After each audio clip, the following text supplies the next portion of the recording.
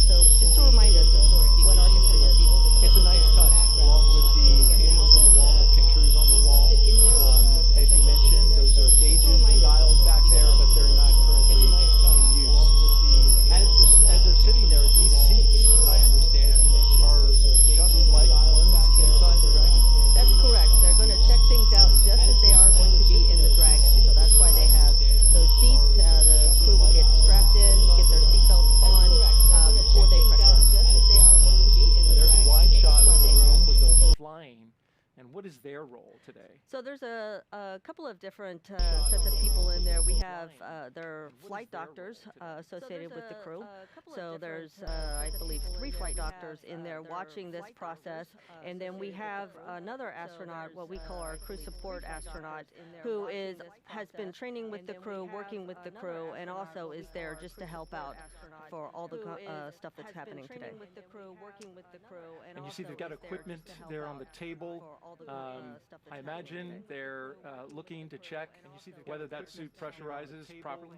Exactly. That equipment is exactly designed for that, to check the pressure and the communications.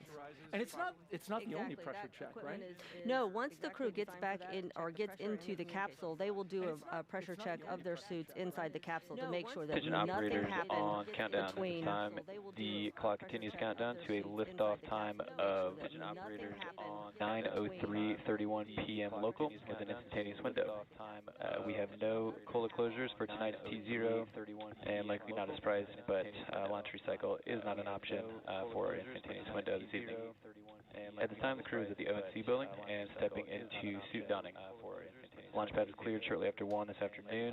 At this time, Falcon 9 CVs are at MEOP, and the majority of the pre-launch checkouts are complete, with the exception of a few engine checkouts that will occur after 10 to 2 hours. The primary countdown master sequence continues to work through nominal pre-launch preps, with the next milestone being initiated LOX GC system chill around T-3 hours. One follow-up on the drone ship, which is watch item coming into today. The drone ship and support boat Bob arrived on the landing zone. Plane to margin around T-5 hours and 30 minutes, and stepping into the final day of launch checkouts, and we'll be on station to support tonight's attempt. Upper level winds look great for tonight's attempt, tracking well below our allowables at 70% on gimbal and 81% on loads. And as briefed with the crew at T-minus 4 hours and 20 minutes, launch PV for this evening is at 30%, with primary watch items being Cumulus cloud roll and flight through preset. Weather is forecast to improve throughout the evening, independent of what it looks like out the window at this time. There are no constraints to the performance of any sections of the Falcon or Dragon launch countdown procedures, and one note for all operators that 52.911 is open and to be utilized for any required crew contingency action. For all operators in firing room 4 at KSC and those at MCCX main and support room. All 3 control rooms will go into a lockdown at T-minus 45 minutes, and all operators shall remain at their console monitoring their system and maintaining full focus while the launch escape system is armed. Please note, in the event of a scrub, that the launch escape system will remain armed until the completion of propellant offload. I will reiterate this note to the team around T-minus 1 hour. CE, please provide a status of Falcon 9 health. CE here. Falcon 9 is healthy, and we're tracking no issues that would preclude an on-time launch this evening. CE here. Falcon 9 is healthy, Thanks, sir. And we're tracking no issues that would preclude an on-time launch this evening. CE here. Falcon 9 is healthy. All right, that's a good call out by the launch director there for SpaceX. Everything sounding good. I particularly appreciated that he said, despite the way it looks outside the window, it's very cloudy and a little rainy. Yep. Hoping the weather's going to pass. Hoping the weather's going to pass and we'll be able to launch tonight. MD, could you please provide a status on Dragon Health? Yep. Making no issues for launch today. MD, could you please provide a status? Thank you, ma'am. That's good to hear. At this time, there are no additional notes for the countdown briefing. If there are no additional comments or questions, this will conclude the briefing. We'll proceed on tonight's attempt. If there are no additional Really quick, want to note on the screen, number 23, that's astronaut Stephanie Wilson, who a veteran of space shuttle flights. Yes, she's had 3 space shuttle flights, and she's been training as the backup to this crew. So she is the one that's there helping them out, being the astronaut most engaged with this particular crew. And she'll go all the way out to the pad, yes. right? Yes. It's a great shot of her there as she provides that support that's really important to the astronauts. It is important. It's really important to have somebody that knows what you're going through to lend a hand. This is the 3rd rotational crew to fly on a commercial spacecraft, and of course they bring a diverse set of experiences to today's flight. Let's break them all down. Crew Dragon Commander Raja Chari. He's a colonel in the U.S. Air Force. He holds degrees in astronautical engineering and aeronautics. Chari is also a combat veteran, having flown the F-15E aircraft during CE, MD on countdown 1, com check. CE, com check. How do you read me? I got you 5 by 5. CE, MD on countdown 1, You as well. com check. And LD, MD on countdown 1, com check. I got you 5 by 5.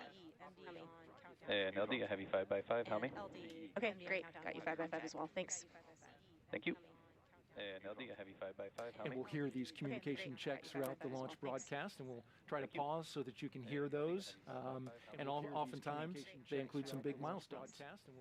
We were talking about Rajachari. He actually deployed to the Korean Peninsula. As a test pilot, he has accumulated more than 2,500 hours of flight time in various military aircraft. Shannon, it's his first trip to space, and he's the commander. I know, that is actually quite unusual, but it's just a testament to all the experience he brought to the office and all the hard work he's been putting in getting trained up for this flight. Absolutely. Pilot Tom Marshburn is suiting up for his third space flight. He's the veteran.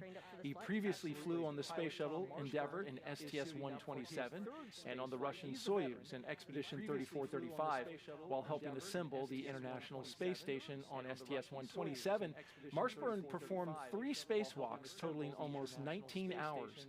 The North Carolina native holds degrees in physics and medicine, and Shannon, he's the Crew 3 pilot, and you were both in the same astronaut graduating class of 2004, I understand? We were, and it's really nice to be able to see some of my classmates going up into space.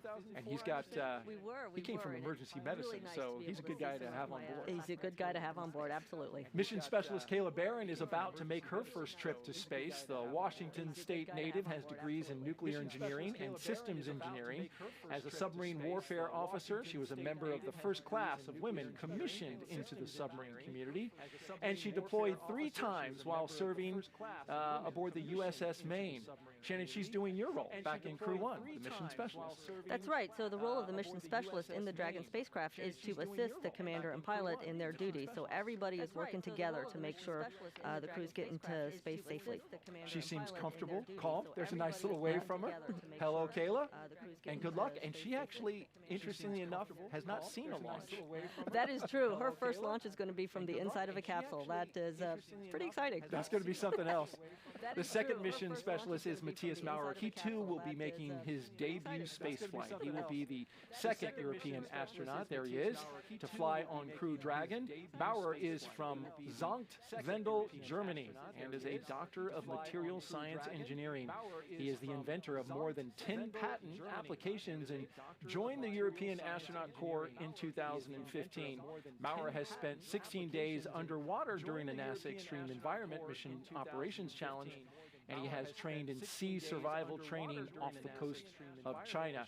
Kind of like having a MacGyver on board, I guess, with all those. Yes, exactly. He's going to bring a lot of talent to the science program going on the station. Each of these 4 crew members will be part of Expedition 66 once they arrive at the International Space Station, and we'll give you a closer look at each of them as we get closer to launch time. And as the crews continue to work, when you're in this position and you're getting checked out, are you mainly focused on the task at hand? Or do you allow yourself to kind of think about just what's about to happen in a few hours? I think all of it is going on. You're trying to enjoy the moment, but obviously you have a very serious job to do, so you think about that, so you sort of bounce back and forth and have all the emotions pretty much at the same time. I've heard that you know, sometimes, in fact, Kayla Barron on a podcast recently said that she was in and out of these strong emotions, sometimes pinching herself going, I can't believe that I'm going to do this. And then because you're training so much, you just kind of fall into that regimen of training and it doesn't seem real. Exactly. That is what's so interesting about this, because you have trained so much, you've gone through all these procedures and processes, and then now is the actual one that's going to take you to orbit. We see Thomas Marshburn talking to the suit techs, and I understand you develop a bit of a relationship with the suit techs, right? Because these things, first of all, are custom fitted down to the centimeter, apparently. Absolutely. So one of the first things that happens when you get assigned to a SpaceX flight is you go out to Hawthorne and you get measured. The advanced team has arrived at the white room. Additionally, all 4 crew are through successful leak checks at this time, well ahead of schedule. Sounds like we're ahead of schedule, but you were saying? Yep, ahead of schedule is good, better than being behind schedule. For sure. So you get measured for your spacesuit, and so they do build it just for you, and they spend a lot of time making sure everything is right. And in fact, when you're in training in Hawthorne, they are there to help you get suited up each time you need to get suited up. And so you have familiar faces here while you're getting suited up ready for launch. You see them a lot. Crew Crew 3 is scheduled to arrive to station just days after astronauts from Crew 2 have already returned home from a record-setting space flight. At 10:33 p.m. Eastern Time on Monday night, Crew 2 safely splashed down in the Gulf off the coast of Pensacola. The international crew of astronauts, you see them there, Shane Kimbrough, Megan McArthur, JAXA astronaut Aki Hoshide, and ESA astronaut Thomas Pesquet spent 199 days in orbit, and this was the shot of them coming back down from the infrared camera. There was splashdown, a beautiful splashdown. You hear the applause there. They surpassed the record, the previous record, of 168 days set by Shannon Walker and her Crew 1 astronauts. Yeah, we figured that that record would be broken just about any time. So Since I'm you were glad the for first them. operation, right? Exactly. So everybody that's coming after us will probably break the record. Right. Well, you know, it's interesting because of what developed with the delay of this launch. You know, initially there was the weather, and then we had an astronaut with a minor illness. So we delayed 10 days. Initially, this was supposed to be on Halloween. Right. So they had to spend a little bit longer than they may have. They did. They spent a little bit extra time. The Crew 3 crew spent a little extra time in quarantine, and the Crew 2 crew got to come home. And there you see Thomas Marshburn having a spirited conversation with somebody. And there you see. Yep, because they're ahead of schedule, they get to take a little time and talk to the folks in the suit-up room.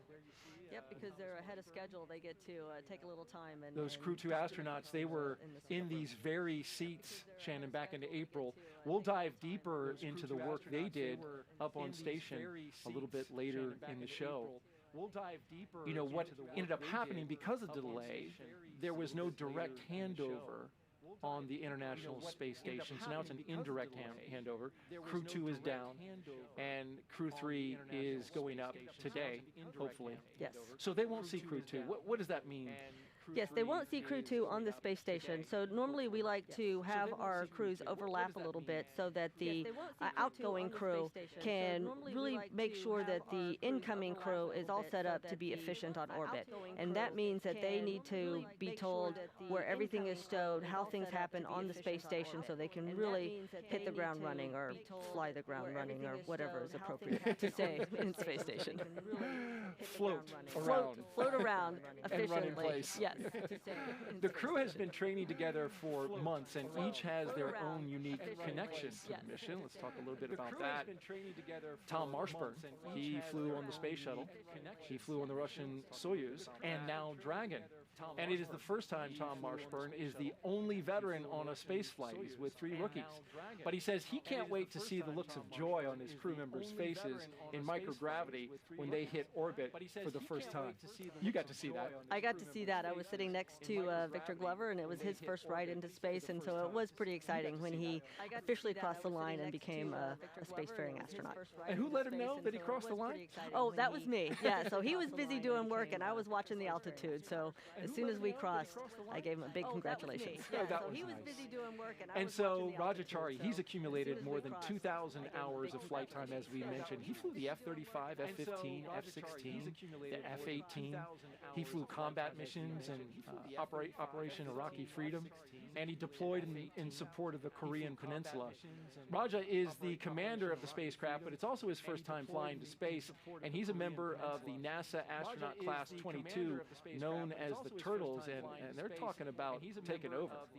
Yes, we have a couple of turtles on this flight, so it's good to see the new kids getting their turn in space. Absolutely, and the other one is Kayla Barron.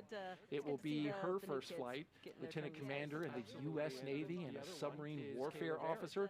She was lucky enough to meet an astronaut and hear about flying on the space shuttle and heard what it was like to build the space station. She says that's what inspired her to get into space. She sees parallels between working on submarines underwater, where humans are not supposed to be, with working in the vacuum of space. You can attest to that because you did an underwater mission and you've been to space.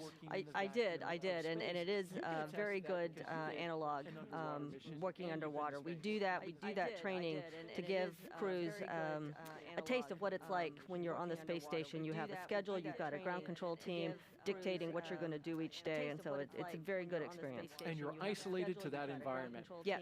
Which is something that is very real with these long duration space flights. Yes, yes, absolutely. You don't have a quick trip home to solve any problems that you might encounter. Right. Matthias Mauer's first time flying. ESA named his mission Cosmic Kiss, which is basically a declaration of love for space. He'll be working on 35 different experiments over 6 months.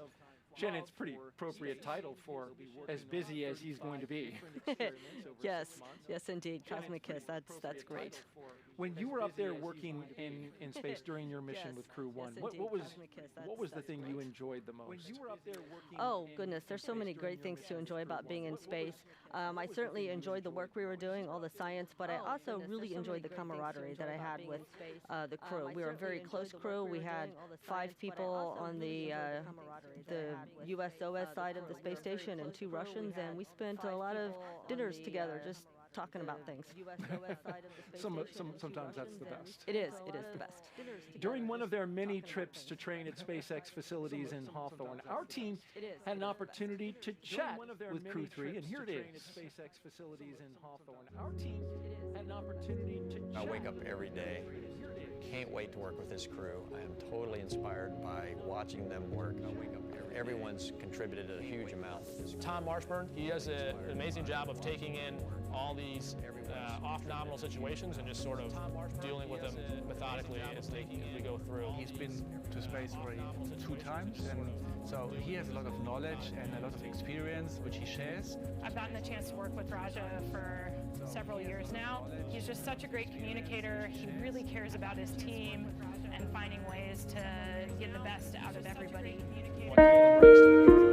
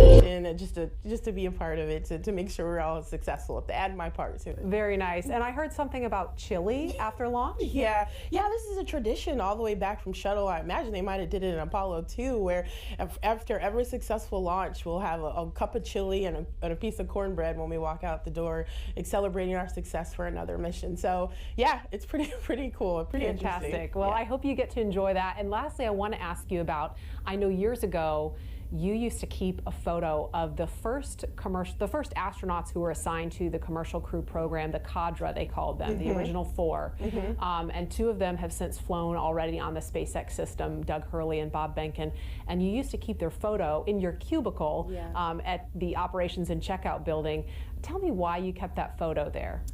You know, there's 2 reasons. You know, looking at that photo first is just a reminder of the importance of what we're doing and who's on these vehicles, right? They're fathers, they're sons, they have families, and so they're entrusting us to get them there safely to their destination. And so it's a reminder to continue to always be vigilant in anything I do as I get to support this team. And so it was always important for me to have that photo there because I've gotten the opportunity to interact with them prior to their flight.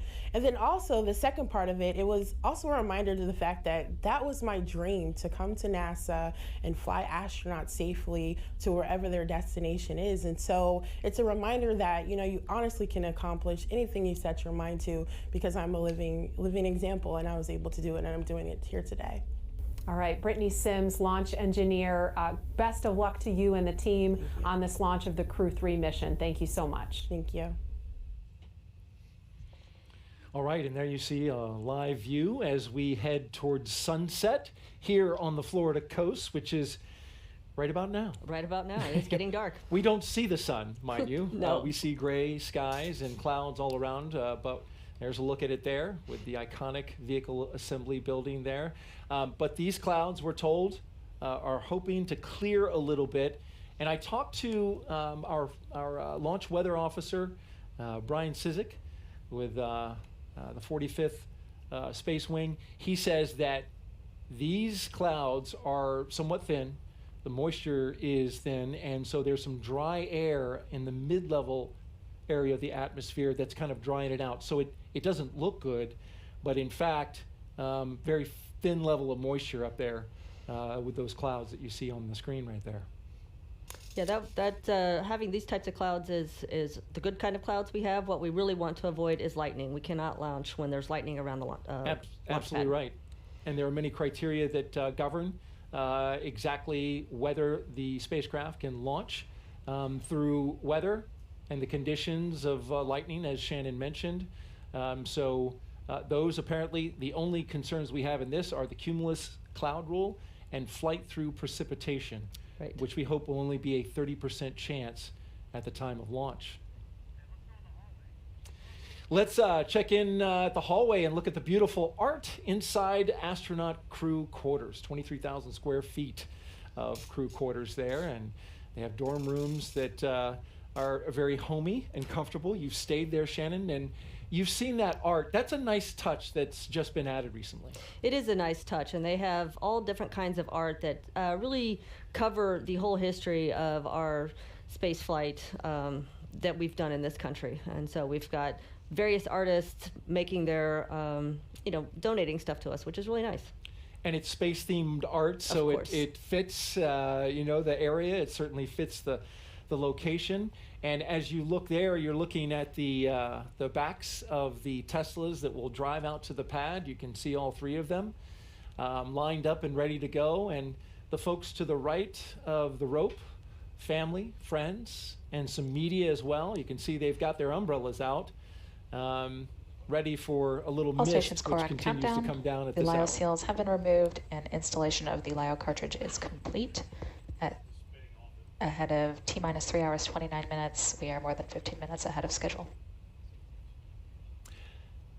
Again, ahead of schedule, that's a good thing. And I believe the license plate on that car in the back said "Send it," Send it. is, I think, is how we all feel. Yes, indeed. Each time the Teslas seem to have a different license plate with another nice little message. They do. I've seen quite a few, and they've all been great. Hey, how about we take a few questions on social that have come in? That'd be great. Kyle on Twitter asks, since 3 out of the 4 crew members are rookies, will NASA and SpaceX have the camera inside Crew Dragon turned on so we can see the astronauts' first reaction when they reach space and see Earth down below? I suspect that they will. We usually have the cameras on inside the capsule. The real question is, do we have the satellite link-ups to get that video feed back to the ground? A live video feed would be best, but I'm not sure we'll have that. But they do have cameras. And so the next question is from Mad Dog on Twitter, and she asks, I'm assuming that, why did SpaceX decide to reuse its booster but not its space capsule, which is brand new? Yeah, that's an interesting question. So as a general rule, SpaceX will reuse both boosters and capsules, and so a lot of it just has to do with the time that it takes to refurbish things versus getting new capsules built, so they will have more capsules in the future. Okay. Well, there's a beautiful shot outside with the clouds overhead. As light begins to dim, we've passed sunset here on the east coast of Florida, and a look out over the Atlantic, where we still see a little bit of light. You can see that the clouds, they're not completely covering the sky. We do have some holes, and one of those holes is what we're hoping for as we go by. As time goes by. Yay. It'll be nice to see the astronauts when they walk through the walkway, the crew access arm that we see there, because by that time it will be completely dark. And you can see them inside Absolutely. the walkway. You will have a good view of them going out to the launch pad, the crew access arm. Oh, love that view. Let's take another question. As we look out, the lights on the Crew Dragon and Falcon 9 rocket, the capsule named Endurance by the crew. And here's our question. Shannon, how can you compare the G's when flying Soyuz versus Falcon 9 Dragon spacecraft? Oh, that's a very interesting question. For both spacecraft, the maximum amount of G load that you get is about 4.5 Gs. What's different between the two is the profile, when those G loads come on, when the Gs come on and when they go away. So on the Soyuz, you pretty much got up to a G peak of 4.5 and then it tailed off. With the Falcon 9 in the second stage, you just keep accelerating Gs. So you start off pretty slow, and then as you get farther along in that period of time where you're on the second stage, the G loads just increase the whole time. So when the engine cuts off, you're at 4.5 Gs and have been there for a little bit of time. So it's a slow, steady increase. It's just go, go, go. You feel the pressure on your chest. Yes. It's pushing you into your It's pushing you into your seat. You kind of feel like you're being smushed like a cartoon. Like a cartoon. Well, but it's got to be an amazing experience when that engine cuts off. Absolutely. It is so fascinating when the engine cuts off, because all the vibrations and noise that you've been hearing goes away, and you know you are floating. Even though you're still strapped down into your seats, you know that you are floating. We have one more question we'll take from social media. And we appreciate, if you want to send your questions in, send them to #AskNASA on Twitter. And our next question, what do the astronauts do to keep morale boosted? Oh, well, I think in general, astronauts have pretty good morale because they know the end goal is a chance to go into space. But in times like this, when there's a lot of delays, it can kind of, your morale may lag a little bit, but you get to spend time with your families, you get to review the task ahead. So most of the time, they just stay focused. And it's interesting you mentioned that, the delay and what the crew did. We actually heard or got a note from the program manager of the commercial crew program who had received an email from Rajachari. And he expressed his appreciation for all the work that goes on behind the scenes for the commercial crew program to get ready for a launch like this. I know, Shannon, you can appreciate that. And he said that they've spent their time doing dry running the heck out of the EVAs that they're planning to do, and getting smarter about Dragon, so we hope that will pay dividends in execution shortly. Working hard, and here they are, the 4 Crew 3 astronauts, as they walk down the hallway on their way out of astronaut crew quarters. Yep, and they're waving to the folks that work there in crew quarters to get them ready to go, and they'll be stepping into the elevator that you see there. And at the back of the elevator, there should be a big sign that a lot of people from the Kennedy Space Center have signed. We see that there. You can see the signatures on the left-hand side. Yep. Yep, it's a nice piece of history that's done every time. Did you get a chance to see that when you walked in, Shannon? You got to look quick, because once you turn around, it's hard to crane your neck around to look behind you. We've noticed that. Once you're in the suit, you know, you've got to completely move your entire body in order to get to the direction of where you want to look. But certainly a wonderful moment for everyone, as we were talking about all the people who support this program, to put their signature on and have it seen by the astronauts as they go down that elevator and on their way out to the launch pad. Yes, as crew, we are well aware of the literal thousands of people that work to make spaceflight happen, and we are so indebted to all of them. Crew 3 actually spent the time together watching Crew 2 land. Yes. Which I imagine, you know, they didn't know that they were going to be here on the ground initially. They thought they were going to see them in space, but they all got together, you know, like the family that they become, and watched them come down. In fact, the whole office tends to get together whenever we can to watch the launches and landings. And I'm sure the astronauts who are flying appreciate that. Oh yeah, yes. Each, you know, you have different levels of family. So you've got your tight-knit family as the crew on one space flight together, and then you've got the astronaut family, which really encompasses all the international astronauts as well. And we are just moments away from seeing Crew 3 astronauts exit the operations and checkout building. You're staring, looking at the doorway. On countdown, crew displays are configured for crew ingress 7 minutes ahead of schedule. And that's the advanced team that's out there at the pad? That's right. So we've got to pause here because, as you've noted, everything happens according to a timeline. We're a little bit ahead, so the crew may not walk out immediately, but when they do, they'll be right on the timeline to get them out to the pad at the right time. That shot there, you see some members of the media and press corps looking to get photos and pictures of the astronauts as they walk out and have been walking out of this building, going back to the Apollo program. A sense of history, does that come over you as you are walking through, following the footsteps of some of the most amazing astronauts that have you know, dared to go into space and accomplish these great achievements like going to the moon? Yeah, it certainly did for me. I can't speak for all astronauts, but I suspect so, because, you know, growing up, we have seen this walkout so many times on TV, and then now you're actually getting to do it yourself. It can be a bit overwhelming. Looks like we're still waiting. And we are just seconds away from the astronauts of Crew 3 walking out. So you can see them back there behind the window of the door, gathering. A little bit, waiting for their cue. Waiting for the cue to come out and be able to greet their families before they head off to the launch pad. And this is oftentimes the shot that you see repeated in, you know, the newsreels and on the internet when they walk out to go to their rides and head to the launch pad. And there's stickers around this as well, Shannon. I believe you've got one up there. Yep, as mentioned before, crews like to put their stickers on just about anything they can. So just above the door, next to the NASA meatball there are stickers from each crew. I think yours is covering a little bit of the A on the end of NASA. Yeah, it's getting a little tight. It's getting a little crowded there, so we did the best we could. Here they come. And here they are, indeed. The Crew 3 astronauts taking their first steps outside before their journey to space. All stations, core on countdown, crew have walked out and are departing the O&C building.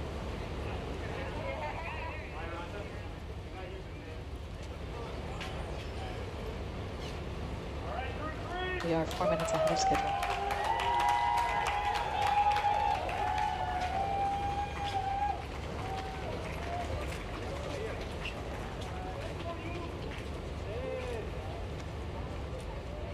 So the suit techs had their umbrellas on hand and ready? Yep, you don't want to go to space with a wetsuit. Yeah.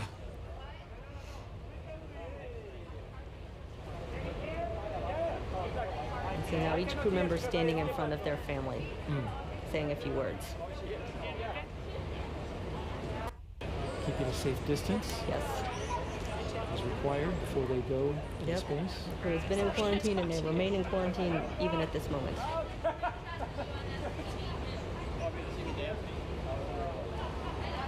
There's some laughter and a lot of waving. I believe that's Matthias Maurer on the left-hand side. I think you're right.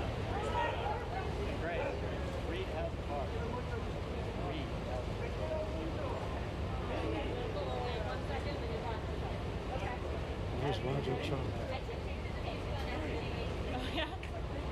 Tapping his chest near his heart and blowing a kiss. Absolutely. What was this moment like for you, Sharon?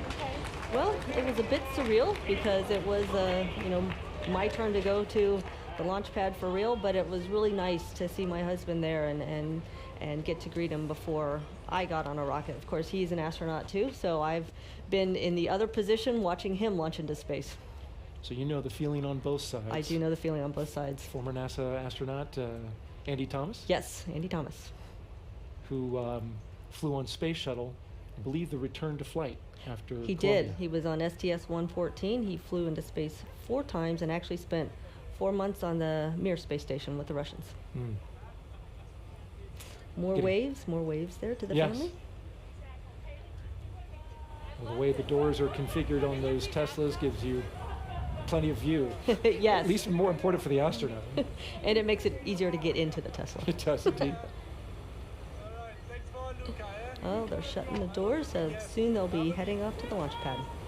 And these seats are assigned. These astronauts knew exactly which car to go to. Yes. Yes, indeed. We've got to have it all choreographed to make sure we've got the right people heading out to the launch pad. That's right. Roger Chari and Tom Marshburn are in the second car, the second Tesla, and Matthias Maurer in the third Tesla. And there's another moment now, and the families get to come around the car. They get to come a little bit closer for one last moment with their crew member. It didn't used to be this way. No, this is actually a tradition that we picked up from the Russians and crews launching on the Soyuz. So the Russians have a space where the crew walks out getting ready to go to where they're going to suit up, and the families are there to greet them before they head off. Well done. It was a great move to copy that and bring that here to the Kennedy Space Center. I think so. It really shows what an international partnership that we have. Indeed. Now, these astronauts are about to take a 20-minute drive, Shannon. There's going to be a little rocking out. Yes. Each car, the crews in each car get to have a little playlist, and they will be cranking up the tunes as they're heading out to the launch pad. So mentioning that playlist, Tom and Raja, I'm going to tell you a couple of the songs that we were sent that they're going to be listening to. Welcome to the Jungle by Guns N' Roses, Kickstart My Heart by Motley Crue, and Don't Stop Me Now by Queen. That is a great collection of music for sure. If that doesn't get you going. I think so. They will not be sleeping in that car.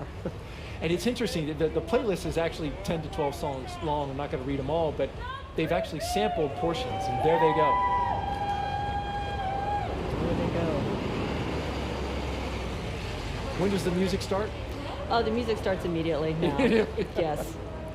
So as we can see, the crew is departing from the Neil Armstrong Operations and Checkout building, now beginning that 20-minute drive with a full security escort. Crew are departing the ONC building on schedule at T-minus 3 hours, 15 minutes. And we are back on time. That escort there, a full security escort across NASA's Kennedy Space Center to that location right there, Launch Pad 39A. As we follow the convoy, we'd like to take a closer look at the Crew 3 spacecraft commander riding in this convoy. We'll start with him. He is NASA astronaut Raja Chari. I'm Raja Chari, the commander of the NASA SpaceX Crew 3 mission to the International Space Station. I was born in Milwaukee, Wisconsin, but moved within a week to Cedar Falls, Iowa. My dad had come to the United States to get his master's degree where he met my mom. He got a job at John Deere, and that's why they moved to Iowa. One of the biggest things I took from my Iowa upbringing is sort of that inherent community strength and the interest people had in everyone else succeeding and having a tight-knit community. think I first became interested in flying at a pretty young age. My mom has pictures of me from back as a kindergartner being really interested in space flight. And I think as I got into junior high, the idea of going to the Air Force or flying became very appealing to me as well. And so astronautical engineering was a great way to be involved in the engineering for space. So at the Air Force Academy, there's all kinds of different engineering paths. You have the opportunity to continue on and do graduate school programs. It allowed me to go on and get a graduate degree at MIT, and it was a wonderful opportunity to take it to the next level. One path is pilot training in my life, and another path is to continue this engineering. I found I really liked engineering a lot more than I thought I would. And then a friend of mine had started talking about test pilot school, in which I realized, like, oh, that's actually a combination of both of these things.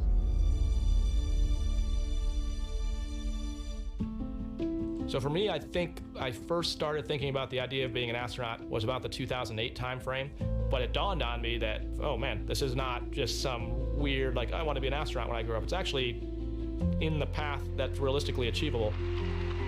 So what do you say? How about I introduce the 2017 astronaut candidates? Raja's a 39-year-old lieutenant colonel in the United States Air Force from Cedar Falls, Iowa. And so that was how I wound up on the path of applying. So on the SpaceX vehicle, my job as the commander is a fewfold. I don't need to tell Kayla, Tom, or Matthias how to do their jobs. They already know how to do their jobs. It's really more a matter for that 1% of the time where something off nominal happened, what is the best split of resources of, what is the best interactions between those players to get the best result? And so managing those different pieces of the puzzle is really, I think, what the crew part of the commander job is. It's really mind-boggling when you think about how much effort it takes to put people in space and then to sustain them in space. I think what's cool and why I like NASA is none of those people are doing it for the money. They're doing it because they believe in the mission. They're doing it because they believe in solving humanity's problems and pushing exploration. That's the reason people are doing it. I think if anything, it's taught us that we as humans have this great ability to endure through just about anything. You just have to put your mind to it.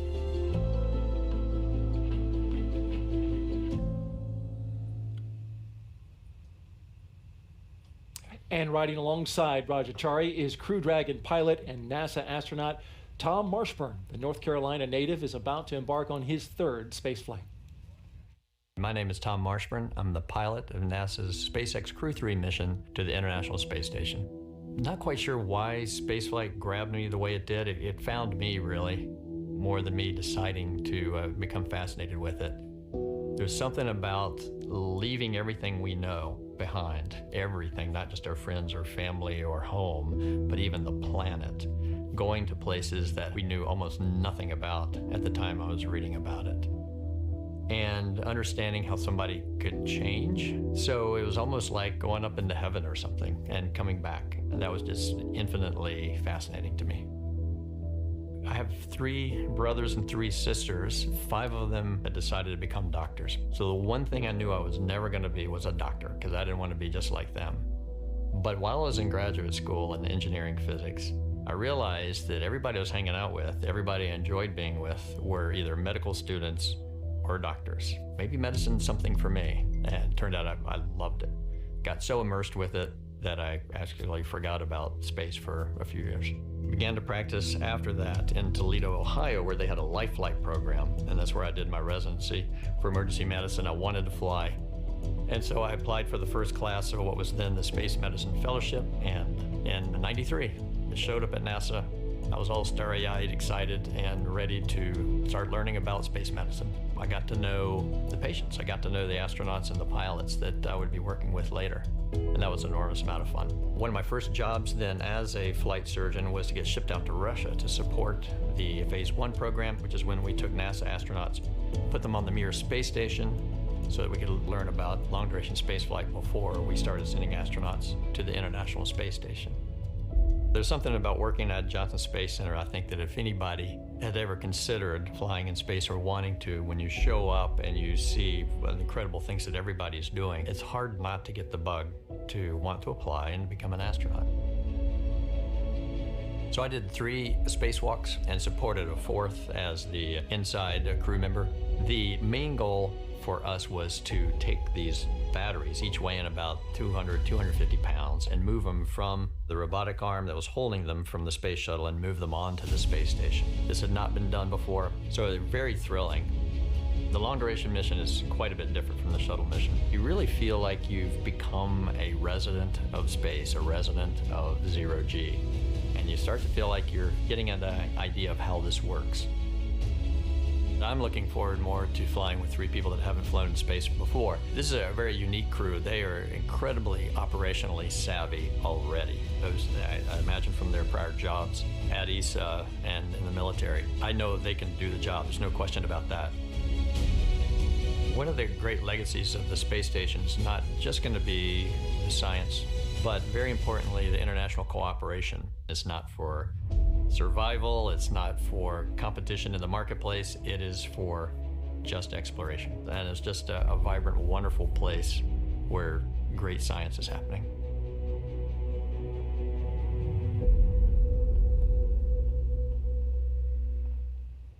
And there you see a live view of the Crew 3 astronauts making their way to the launch pad here at the Kennedy Space Center in Florida. You're watching coverage of the launch of Crew 3, just 3 hours and 7 minutes away from lifting off. And Shannon, you drove out at night just like these astronauts. You don't see a whole lot. Well, we were still a little bit daylight while I drove out because we launched right after sunset. So I could see a few people on the side of the road waving us on and cheering for us. It was pretty special. I was just going to say, there are folks out lining the road now. We may not see them because of the darkness, but they're there to support. Yes, absolutely. It's a great feeling. One thing you didn't miss as it drove by was the vehicle assembly building. It's hard to miss. It's hard to miss that, even in the dim light that it's currently shining on it right now. But we are here in the middle of a wildlife refuge, and so you're not going to see a lot of city lights. You're not going to see a lot of infrastructure around that illuminates. But you can see the 3 Teslas being led by a Kennedy security vehicle out there out front. It's about a 20-minute drive. And they're getting ready to turn onto the road that goes right in front of the vehicle assembly building. We've got our helicopter up. We do, watching the action from above, that's good. Yeah. Watching the convoy as they go along. And as they drive by here, Shannon, 2 of our astronauts, Raja Chari and Kayla Barron, are part of the Artemis 18. As they drive by the VAB, they're well aware that there is a fully stacked Space Launch System rocket that is going to send an Orion spacecraft on a test flight to the moon. That's right. I know they're aware of it. They're probably not thinking about that right now, but they know it's there, and we are all looking forward to its launch early next year sometime. In fact, this camera angle is from on top of the VAB looking down 525 feet up. It's a huge building. It is one of the largest buildings in the world by volume. And there you can see it passing by the press site area. And yes, we can see them off to the right here. We can see them from our host desk position. Passing right by the VAB on the way to pad 39A. Now the crew convoy is approaching the pad and entering what is known as the blast danger area, or BDA. Before any pad technicians, engineers, or astronauts enter this area around the launch pad, the SpaceX and NASA teams have conducted internal go and no-go polls to make sure that the area is safe to enter. And on that ride is mission specialist Kayla Barron, riding along with Matthias Maurer. She has a unique background. As a submarine warfare officer, she was a member of the first class of women commissioned into the submarine community, and this is her first trip to space. I'm Kayla Barron, a mission specialist for NASA's SpaceX Crew 3 mission to the International Space Station. I was born in Idaho. My family moved a lot when we were kids. We lived in Montana, Colorado, but for most of my middle school time and high school, lived in Washington State. in a town called Richland, which is in southeastern Washington. I'm the middle of 3 girls. My dad's an engineer, my mom's a math whiz and a runner. They always really raised us to be ourselves, which was really cool for me and my sisters to all kind of find our own paths. I knew that I would want to find ways to challenge myself and become a leader. That's how I first got interested in joining the military and ultimately got interested in attending the Naval Academy, where I studied control systems and robotics engineering.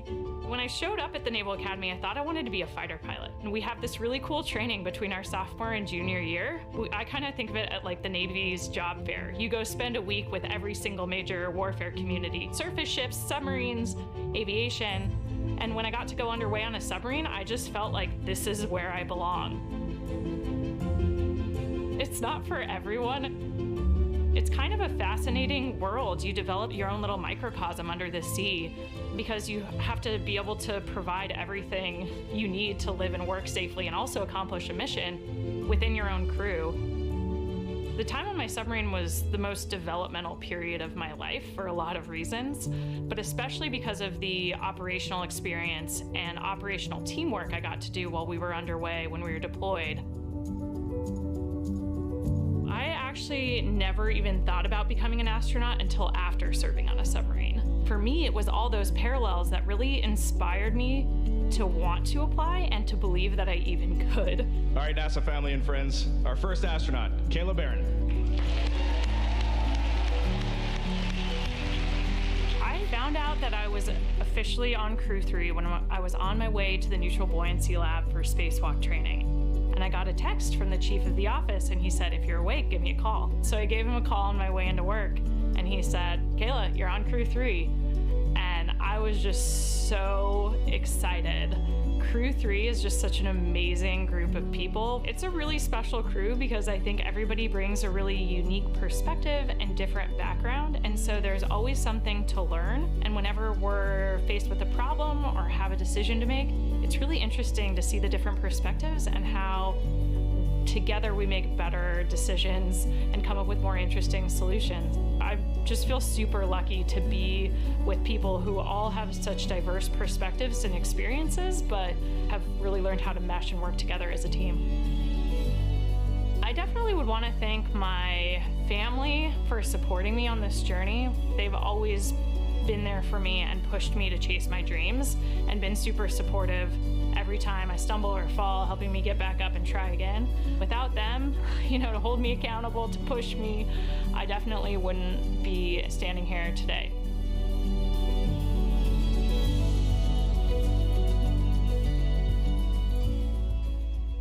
I love Kayla's story. It's a fantastic story. Yeah, and has a degree in nuclear engineering, and has served on the USS Maine. Impressive. There is a shot of the pad. The astronauts are heading out there, and it's funny. We're talking about Kayla, and we're about to introduce a piece with Matthias, and those two are riding in a Tesla together. You got to check out their playlist because it's an eclectic mix. They're listening to "Lose Yourself" by Eminem, "Sun" by Rammstein. I hope I said that right. It's a German band. "Thunder" by Imagine Dragons. And then "Dream On," the Aerosmith cover by Ronnie James Dio. You imagine. That is quite a collection of music there, but it'll get them in the mood. It will.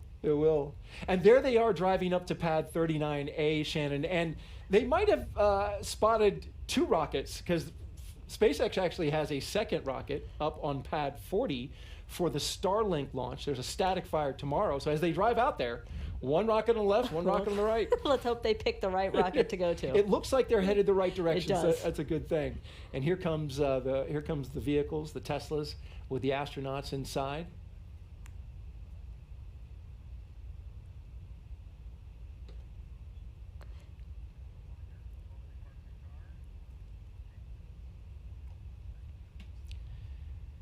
All stations core on countdown. Crew have arrived at the pad 5 minutes ahead of schedule.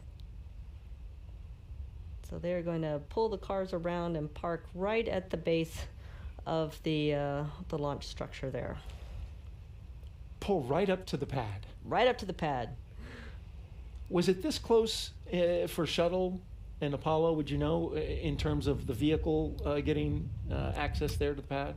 I believe it was. Now, I did not fly on the shuttle, so I can't tell you for sure, but I believe they did bring the bus that was carrying the crew out there right up close to the launch pad as well. That's a great shot as they make their way, the three vehicles, to the rocket. To the rocket. Beautiful. Now, before the crew makes their way to the elevator at the ground level of Pad 39A, let's get a look at mission specialist and ESA astronaut Matthias Maurer about him making his first flight into orbit. I'm ESA astronaut Matthias Maurer. I will be mission specialist on the NASA SpaceX Crew 3 mission to the International Space Station. I was born in Germany. I grew up there, and for the first 20 years I actually stayed in the more or less the same area. I was an ambulance driver for almost 2 years, and I also financed my studies later on by working on the weekend. I studied 2 years in Germany, material science, then I went for a year to the UK, studied there material science, and discovered how much you can learn while being in a different country. That was a huge inspiration for me, and I decided to keep on learning more languages and continue in different countries. In 2008, ESA started the call for new astronauts. Out of 8,500 applicants, only 10 candidates passed all the tests and were considered suitable for astronauts. I was one of them. I was always fascinated by space. And what does an astronaut actually do? So an astronaut works with a lot of engineering stuff. We do science in space. We work in international teams. And the adventure that we are able to live as astronauts. And a combination of these four facts: engineering on the edge of what is possible, science, international teams, and adventure that's only possible as an astronaut. I think Crew 3 is a kind of a rookie crew with only one experienced spaceflyer, Tom. But on the other hand, I don't feel like that we are rookies at all. Raja has a huge background in flying. Kayla, she has a huge background in working in a very difficult and highly technical environment. I don't consider both of them rookies. I believe we are an extremely good team, and after a few days in space, I think we will be there and it will be our environment. Once we arrive on the International Space Station, we will run a lot of experiments. My focus will be lots of experiments in the material science domain. The name of my mission is Cosmic Kiss. It's a declaration of love to space, and especially to the two only oases that we have in space, our beautiful planet Earth and the International Space Station. The patch is inspired by Guides of Nebra. It's a 4,000-year-old disk that was found in Germany. And it shows to me that people already 4,000 years ago watched the night sky and were fascinated with the universe. And they probably asked the same questions that we ask ourselves. How did the universe start? How did life come to our planet Earth? Is there life somewhere else in the universe? There's a huge number of people in Europe, in the US, in Russia, in Canada, in Japan, all those people that contribute that human spaceflight is actually possible. I want to say thank you to everyone who helped me to arrive at that point that I'm today. I will be thinking of you when I fly to space, and I send all my love to you down on the ground.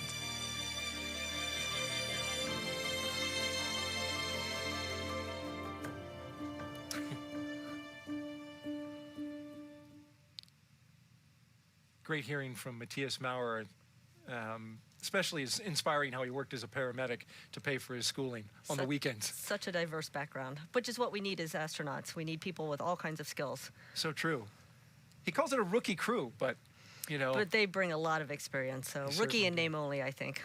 We're looking live now at the base of Launch Complex 39A, the base of the launch pad itself.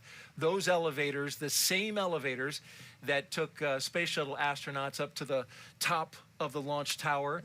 And we're expecting an announcement any moment now that the crew is on the pad. We'll see them walk up to those elevators, but oftentimes it's interrupted, maybe it's planned, by a little look up at the rocket. Yes, the crews definitely want to take one last look at the rocket before they go climb inside. And so you will see them sort of leaning back and looking up. And the reason they lean back is, again, you don't have much maneuverability in those suits when you're standing up. Not a lot of maneuverability, but a lot of protection should something happen in space. Absolutely.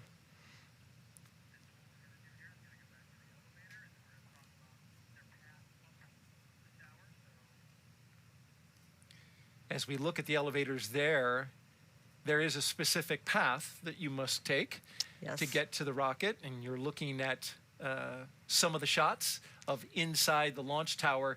And Shannon, it's not a kind of find your way or even have anybody lead you. You've rehearsed this a number of times. You do. You do come out and practice getting your suits, going out to the launch pad, so you know what needs to happen the day of launch. And what are the white chevrons on the floor that we see there? Those chevrons are actually part of the safety system that we have on the launch pad. So if anything should happen while the crew is out there by themselves before they lift off, and they need to exit the capsule quickly, those chevrons will give them the direction that they need to run or walk quickly. We don't really want them to run in their spacesuits and hurt themselves, but you know, it could be dark, it could be you might have fog, rain, smoke, who knows? So you just need to make sure you are heading the correct direction. And they stand out brightly against that black background. And there is the Dragon capsule. Won't be long until there's crew inside. It certainly won't. And you can see the systems that are connected inside. Those are temporary until they get them sealed up. That's right. So you've got that hose going in there is providing some air circulation to keep everything temperate for the crew.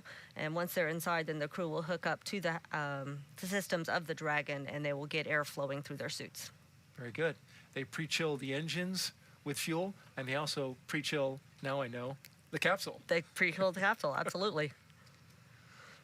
It's called the White Room, that area right there, and there's a lot of history behind that room as well. Yes, that is the room that all the shuttle astronauts were in before they stepped into the shuttle for their flight, and so we have the same White Room in use for the Dragon flights.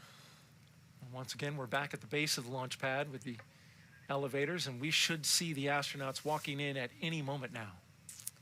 Yes, any moment. What's interesting about the trip up for the Dragon versus the shuttle is actually, the ingress was a little bit lower down than we have for the Dragon. So you'll see after they step out of the elevators, the crew actually has to go up a flight of stairs. Look, I see one of the crew members right now. And there comes the first two astronauts.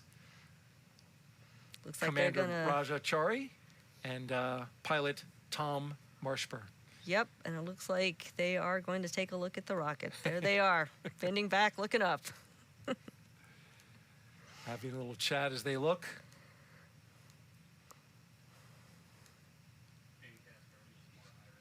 At about 2 hours and 35 minutes, and just a few minutes from now, the astronauts will ingress or climb into Dragon with the assistance of the suit techs that you have seen right next to them all along. They'll help them get buckled in. Getting a nice good gaze, yes, looking up. Good look. So now they're heading to the elevators for their trip to the top. It is nightfall here at the Kennedy Space Center, and we had clouds earlier on. It's a little harder to see, but the misty rain that was coming down earlier, Shannon, and managed to blow in here on the host desk a little bit, that stopped, and that's a good sign. It is a good sign that the rain has stopped.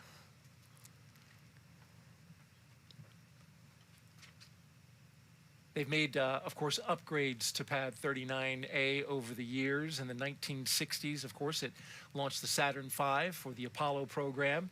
It was then upgraded to support the space shuttle. And then SpaceX took a lease of it in 2014. And the first flight after it was reconfigured was a CRS flight in February of 2017. And there they are, popping up from the elevator, having a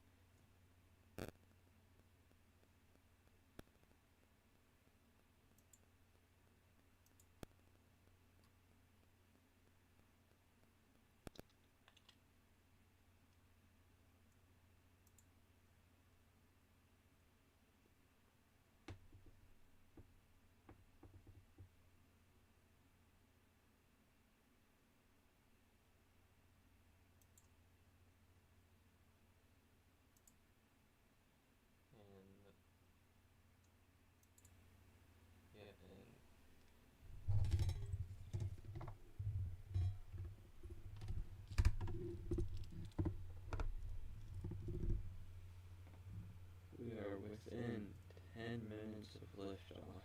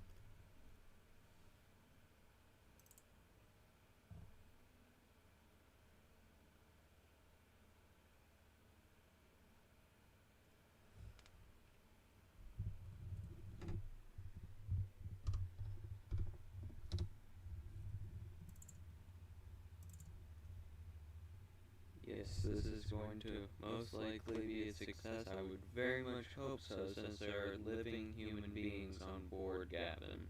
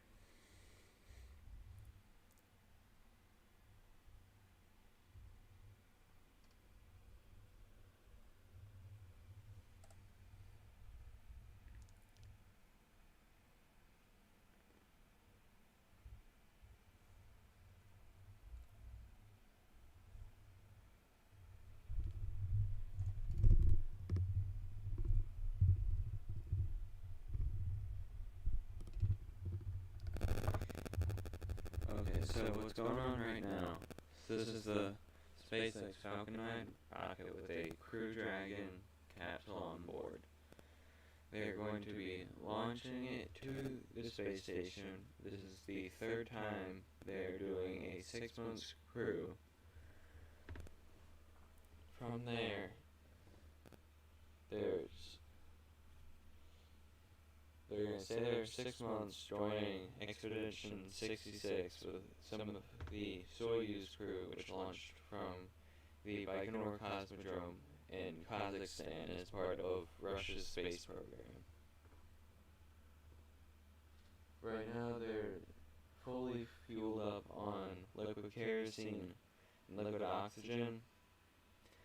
They do have the ability to abort all the way up the East Coast, and the final abort zone before they would have to abort into orbit is by Ireland.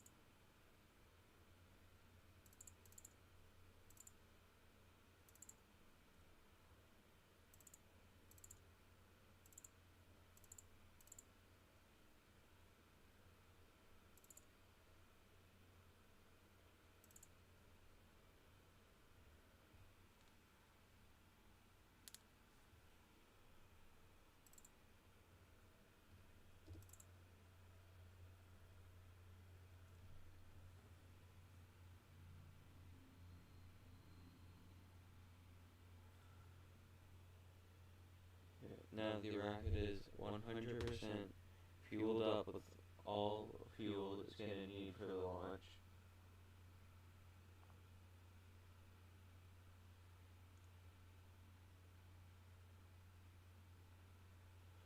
Okay, so it is switched off of it's switched off of power from the ground. It is now running off its own battery's power.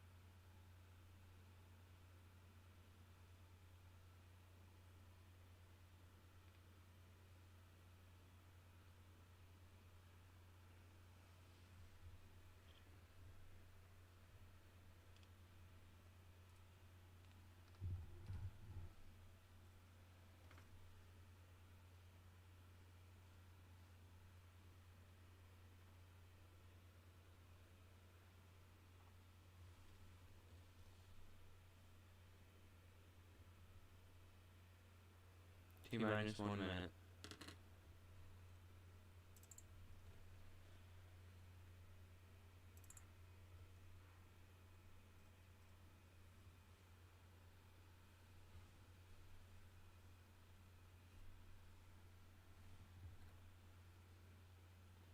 And that is the final go for launch. This thing is going.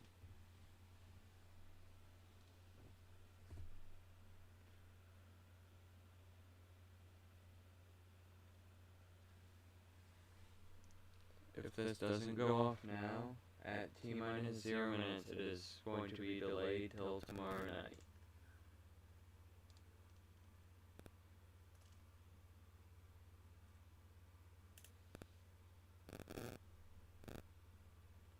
Ten seconds. 4, 3, 2, 1, ignition. And there it goes.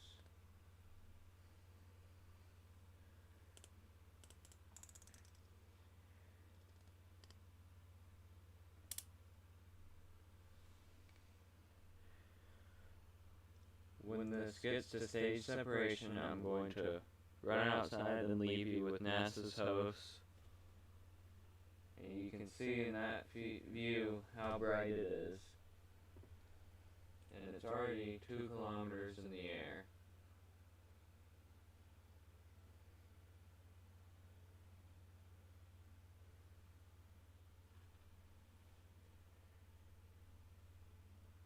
Alright, they're throttling it down to minimize the aerodynamic pressures on the vehicle.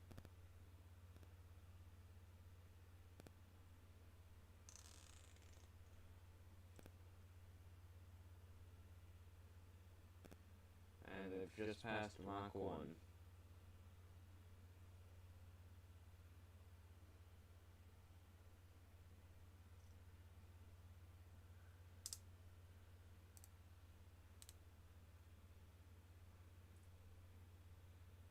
Okay, that's throttle down.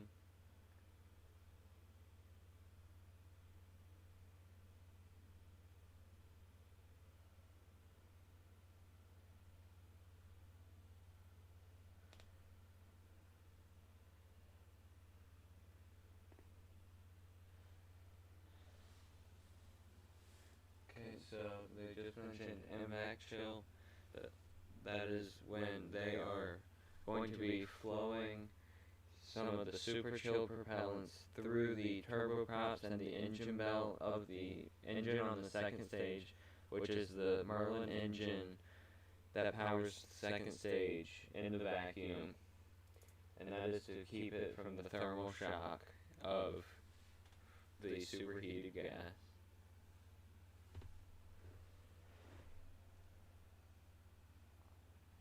throttling down the first stage. Right now the crew is feeling 3.5 Gs, so if you weighed 100 pounds and were on there, you would feel like you weighed 350 pounds.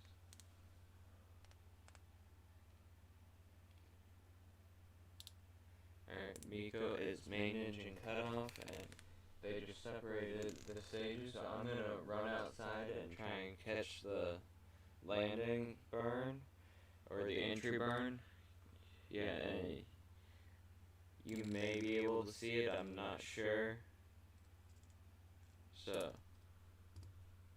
I will be back after the landing burn is complete.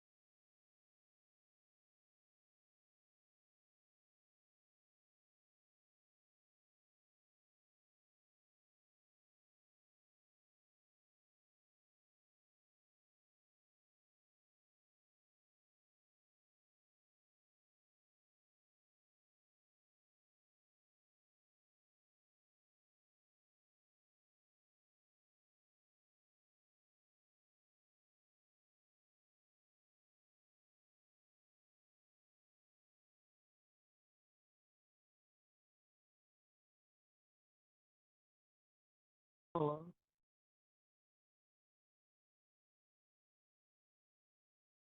Yeah. You found it? Nice.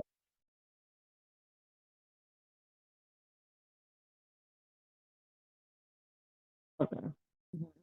Put in the headphones real quick.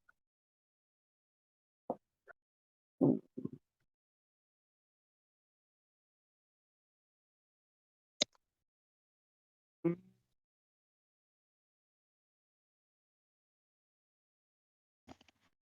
that better?